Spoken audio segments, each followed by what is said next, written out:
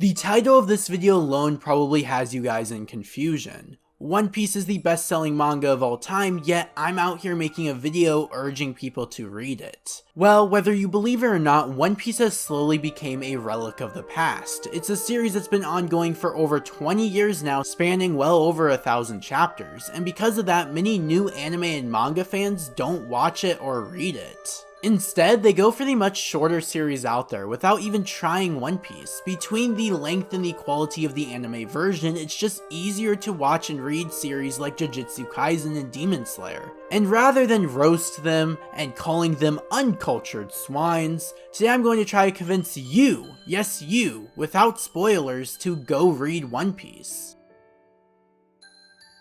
One Piece is a story about a boy who has a dream. And that dream is to become the Pirate King. This boy is named Monkey D. Luffy, and upon his introduction he has eaten a devil fruit, a magical fruit that gives you a special ability. But it takes away your ability to swim. This boy named Luffy just so happened to become rubber, and that is where the first chapter takes us. You see, the story of One Piece is actually about adventures from island to island. On these adventures, we see Luffy helping others defeat the Marines, which are one of the antagonistic groups that keep law and order. We also see Luffy fighting other pirates who have no moral compass whatsoever. But what Luffy does the most is having a fun time with his crew, while also helping others accomplish their dream or achieve freedom. Throughout the story, we watch as Luffy goes on an adventure recruiting people for his crew, doing anything to help his crewmates known as the Straw Hat Pirates. He saves his crewmates from their past enemies, he gives them a meaning to life, and he helps them follow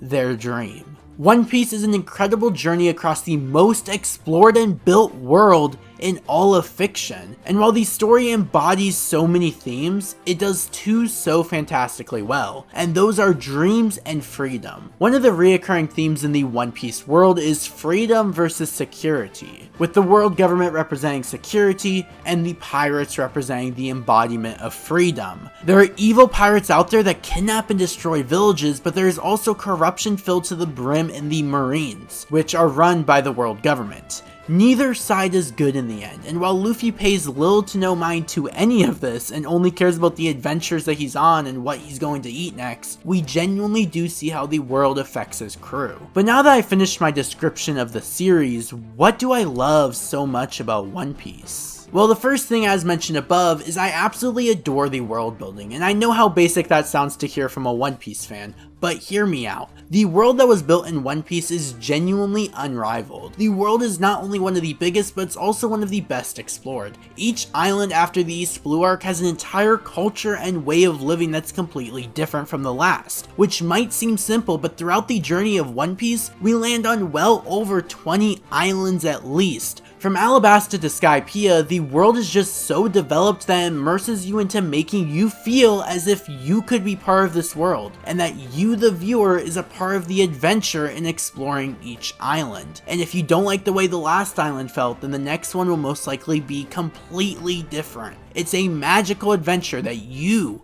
the viewer, get to experience with Luffy, the protagonist. The next thing I love about One Piece is the main cast. Each Straw Hat has a unique feeling from the last. You have characters like Luffy, which are always joyful and only occasionally angry, but because he experiences these two emotions the most, when he does feel sadness and grief, the payoff is insane. You have characters like Zoro, whose dream is to become the strongest swordsman because he wants the heavens to hear his name. Why does he want the heavens to hear his name? Well, read One Piece to find out. Zoro is honestly such an interesting character as he propels himself forward into the story. He views the him one day ago as his enemy and always wants to progress in strength so that he will achieve his dream. However, when the time comes where his captain needs him the most, he will throw his pride as a swordsman away and come running to aid Luffy no matter what. You have Nami, which at first I had no care for, but once you get to her actual backstory and how messed up the world of One Piece is, you will become attached to her as a character. You have Sanji, which despite being a simp has one of the saddest backstories out there,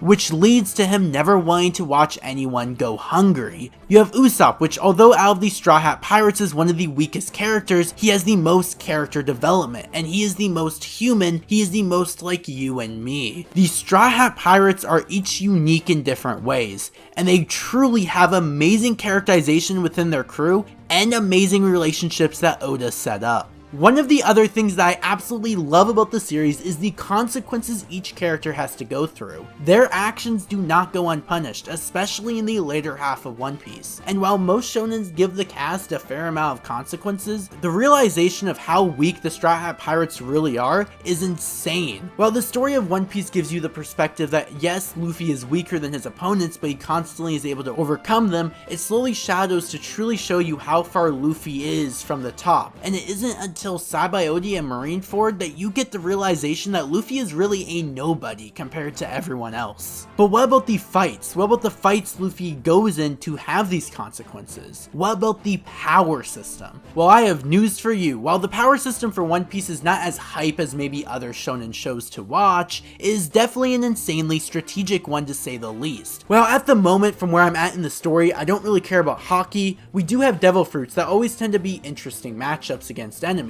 Crocodile versus Luffy was all about Luffy having to figure out Crocodile's Achilles heel. The list can go on. With all the interesting potential matchups like what can Candle Wax do against Acid? I think it can turn out to be an interesting power system to say the least. But I think the very best thing that Oda does is backstories. Oda does amazing backstories that all add an insane amount of depth into his world. He can take a character that you would never have a care in the world for and suddenly make you care for them in a million different ways. And the best part is you can tell bits and pieces of a character's backstory well before you actually see it. Like, you know when an arc is leading into a backstory in One Piece. And that's another thing I love about One Piece. Most of the arcs contain at least one backstory. When an arc doesn't have at least one backstory, it's the outlier in the group. Like, literally 7 of my top 10 favorite One Piece moments revolve around a backstory.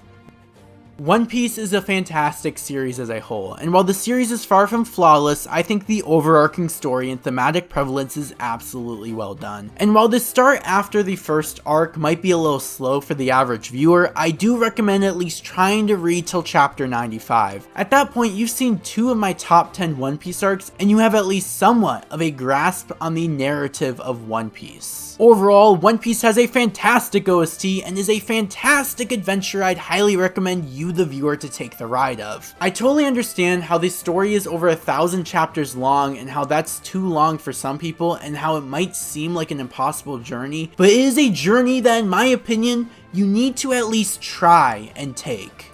Anyway, thank you guys so much for sacrificing a few moments of your day and watching today's video. I really do hope that you guys do end up reading One Piece if you guys haven't and you're watching today's video. It's honestly now one of my favorite series of all time, and I'm not even fully into the series. Like, I'm only about like 65% the way to finishing One Piece, and I absolutely love the story. So I do highly recommend checking out One Piece if you haven't. But anyway, if you guys are new here and you guys haven't subscribed, subscribe. I post mostly Bleach related content, but I am doing a One Piece review series here on the channel. Also, if you guys end up enjoying the video, drop a like. I do love One Piece, so seeing the support and the likes and the algorithm might push this video to actually do well. And anyway, without all further ado, in the words of Genichimaru, bye bye.